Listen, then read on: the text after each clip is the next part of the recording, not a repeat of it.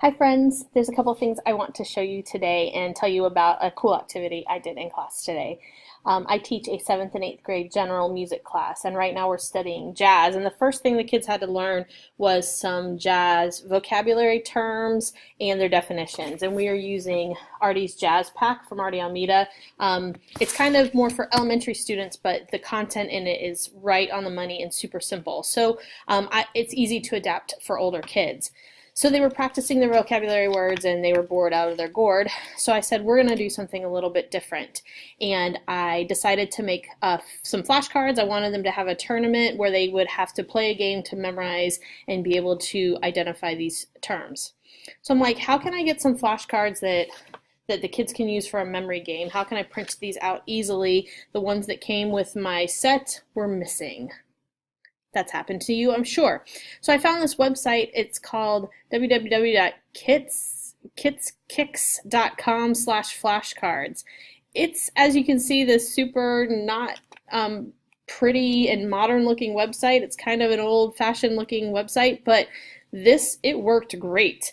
I just typed in, I actually copied and pasted in the term here and the definition in this area, and it was super easy to do. And then at the end I clicked PDF, and the guy who made this website has some instructions if you need to do something more fancy with pictures or math stuff. But there's this FAQ side tells you how to print it out. Like, there's options of how you can print out your flashcards depending on your outcome. So you can print it out where it looks like this and there's nothing on the back. You can print it out where you can have term definition and you can fold them front to back, or you can print them out where you print them front to back and the term is on this side and the matching definition is on the back, which is actually a little bit tricky to format. And so I was really super pumped that it worked that way because I needed that for something else. But anyway, I ended up just printing them out with blank backs. I wanted them to have blank backs, and it was very easy. The PDF that they send you looks like this, and you can just click download and download them and save it. He will host it online for 30 days, but it's easy to download and save to your own computer as well.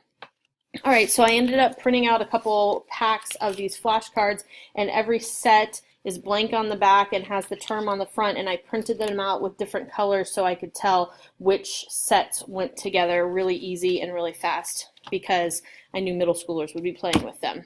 All right, and then after that I found this other cool website called, not that one, this one is called Challengecom. It cracks me up. Challenge!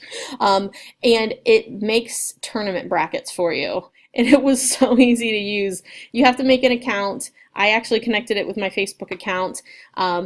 But once I connected it with my Facebook account, like, it was super easy. I just typed in the names. You can actually seed them. Like, this would be the, smartest person in class. That would be the not smartest person in class. I just put them in there randomly, and the kids were asking me, why did you seed me 16th? I didn't really.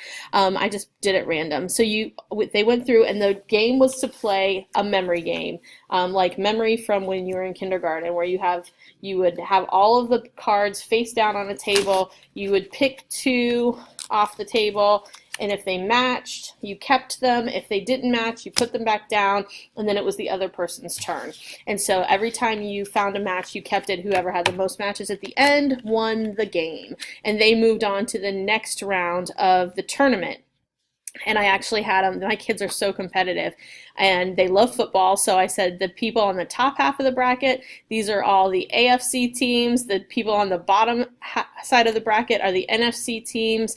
And we made it to the Super Bowl, and whatever conference won the Super Bowl, they all got prizes. And because I'm a little bit old school, I didn't give the other side prizes, but it made them work really, really hard. I also told them that if they were not actively participating in a game, then they had to either referee a game or they had to do a consolation match, which means they played a game that didn't count with another student. But it really I got 16 kids in the class. It kept them all actively engaged. They loved being referees. They loved checking to make sure their classmates weren't cheating. They loved that. It was a really, really fun thing to do. It involved technology in a really different way, and it kind of had an old school game feeling to it, which I like too. So I hope that is something that would help you. I hope you would check out this website, Challengecom, and the flashcard maker, kitzkikz.com/flashcards. Have a great weekend.